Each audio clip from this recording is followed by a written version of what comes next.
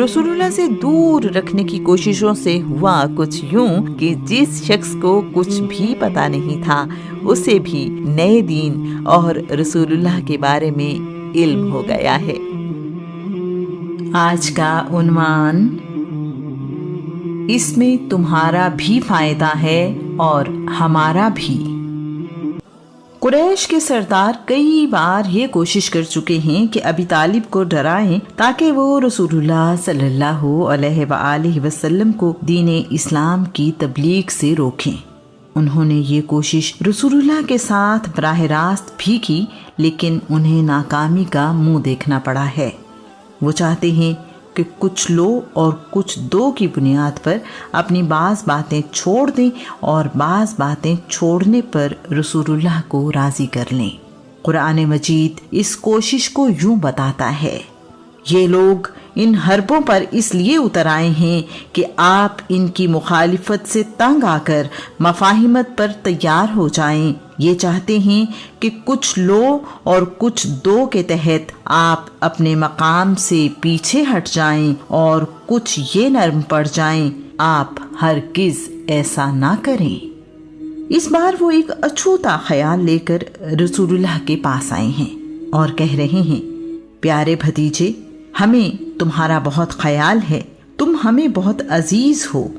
ہم تمہارے لیے ایک ایسی تجویز لائے ہیں جس میں تمہارا بھی فائدہ ہے اور ہمارا بھی۔ رسول اللہ پوچھ رہے ہیں، وہ تجویز کیا ہے؟ بتائیے، میں سننے کو تیار ہوں۔ وہ بولے، ایسا کرو کہ 1 سال کے لیے تم ہمارے خداؤں لات اور عزا کی عبادت کرو اور 1 سال ہم مل کر تمہارے رحمان کی عبادت کریں گے۔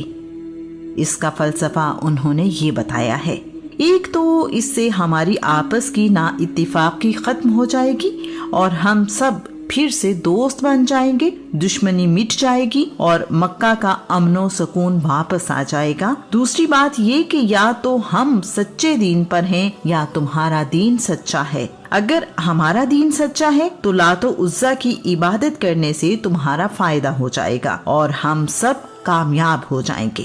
اگر تمہارا خدا سچا ہے تو جس سال ہم سب مل کر اس کی عبادت کریں گے، اس کی مہربانی سے ہم بھی فائدہ اٹھائیں گے، ہم بھی ہدایت پر ہوں گے، نہ تم محروم رہو گے نہ ہم۔ اس میں ہم سب کی کامیابی ہے۔ اللہ کریم نے اپنے رسول سے کہا ہے، پیارے رسول، ان سے پوچھیں، کیا تم یہ چاہتے ہو کہ میں اس کائنات کے مالک کی اطاعت چھوڑ کر دوسروں کی عبادت کروں؟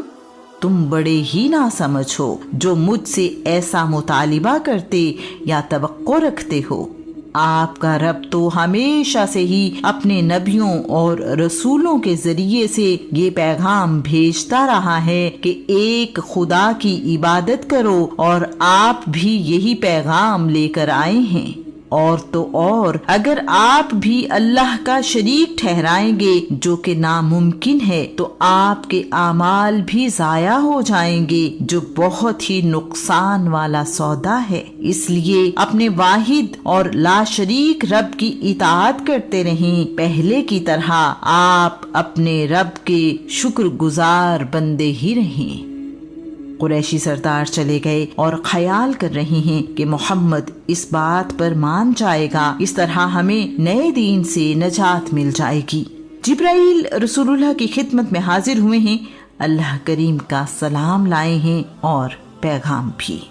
آپ کہہ دیجئے، انکار کرنے والو، جن بتوں کی تم عبادت کرتے ہو میں ان کی عبادت نہیں کرتا، اور نہ ہی تم اس اللہ کی عبادت کرتے ہو جس کی میں عبادت کرتا ہوں۔ آئندہ بھی میں ان کی عبادت نہیں کروں گا جن کی تم عبادت کرتے ہو، اور نہ ہی تم اس کی عبادت کرو گے جس کی میں عبادت کرتا ہوں۔ تمہارے لیے تمہارا دین اور میرے لیے میرا دین۔ اللہ کریم کے اس پیغام نے قریش پر ایک بار پھر واضح کر دیا ہے کہ رسول اللہ اپنے رب کے سوا کسی کی عبادت نہیں کرتے۔ اللہ کا دین لوگوں کی خواہشوں سے نہیں بنایا جاتا۔ قبیلہ بنی اسد شنوا یمن میں آباد ہے۔ اس قبیلے کا ایک شخص جادو ٹونے کا ماہر ہے، اسے آسیب اتارنے میں مہارت ہے۔ اس نے سنا ہے کہ مکہ میں محمد نامی ایک شخص دیوانہ ہے، اس پر کوئی آسیب ہے۔ اس شخص نے سوچا ہے کیوں نہ مکہ جا کر محمد سے ملوں اور اس کا علاج کروں، ہو سکتا ہے کہ اسے میرے ہاتھوں شفا مل جائے۔ بنی ازد شنوا کے اس شخص نے اسی مقصد سے مکہ کا سفر کیا ہے۔ رسول اللہ سے مل کر کہہ رہا ہے، میں آسیب اتارنے کا ماہر ہوں، میں بہت سے دیوانوں کا علاج کر چکا ہوں، کیا آپ کو بھی شفا کی ضرورت ہے؟ رسول اللہ اس شخص کو دیکھ کر مسکراتے ہوئے کہہ رہے ہیں، بے شک تمام تعریفیں اللہ ہی کے لیے ہیں، ہم اسی کی تعریف کرتے اور اسی سے مدد مانگتے ہیں۔ جسے اللہ کریم ہدایت دے اسے کوئی گمراہ نہیں کر سکتا، اور جسے اللہ بھٹکا دے اسے کوئی ہدایت نہیں دے سکتا۔ میں گواہی دیتا ہوں کہ اللہ کے سوا کوئی عبادت کے لائق نہیں، وہ تنہا واحد ہے اور اس کا کوئی شریک نہیں۔ میں گواہی دیتا ہوں کہ میں محمد اللہ کا رسول ہوں۔ اس شخص کو اپنے کانوں پر یقین نہیں آ رہا۔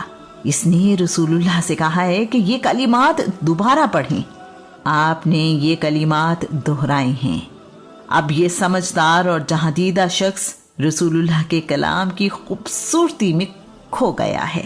ایک بار پھر رسول اللہ سے کہا ہے، مجھے یہ کلمات ایک بار پھر سنائیے۔ رسول اللہ نے تیسری دفعہ یہ کلمات دہرائے تو اس نے کہا ہے، میرا نام زماد بن سلبہ ازدی ہے، میں نے بے شمار کاہنوں، جادوگروں، شاعروں اور آسیب زدہ لوگوں کا کلام سنا ہے، میری عمر اسی کام میں گزری ہے۔ میں نے اپنی زندگی میں ایسا اعلیٰ کلام نہیں سنا جیسا آپ نے سنایا ہے۔ آپ کے کلام میں سمندر جیسی گہرائی ہے۔ میں آپ کو شفا دینے آیا تھا اور آپ نے مجھے حقیقی شفا دی ہے۔ اپنا ہاتھ بڑھائیے، میں آپ پر ایمان لاتا ہوں کہ آپ اللہ کے سچے رسول ہیں۔ دنیا میں رہتے ہوئے ہم نے گھر بھی بسائے اور اپنے لیے ضروریات زندگی بھی جمع کی ہیں۔ جو بچہ جہاں پیدا ہوتا ہے اس ماحول کو اپنا لیتا ہے۔